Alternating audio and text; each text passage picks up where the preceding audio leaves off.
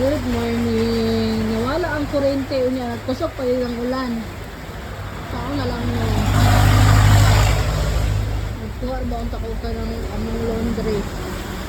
Saan pa ka sa laundry ano na. Nag-ulan man. Oy. Kaya burn out pag jud. Pero di ta mabot og 3 hours ang kuan burn out aron yung kanang nata ko internet eh. Naman ko yung internet for 3 hours. Extended for 3 hours na ako nikuan. So, gabi kang hit-hit na din sa kwarto. Okay. Ulan. Ulan o burnout. Nagbaha na kami dyan. Si daddy, nag-loading sila karon dito. Oh my God. Mapas ang takop. Ito ang ulan. Ulan. Kusog tayo. Did you hear that? Ayan.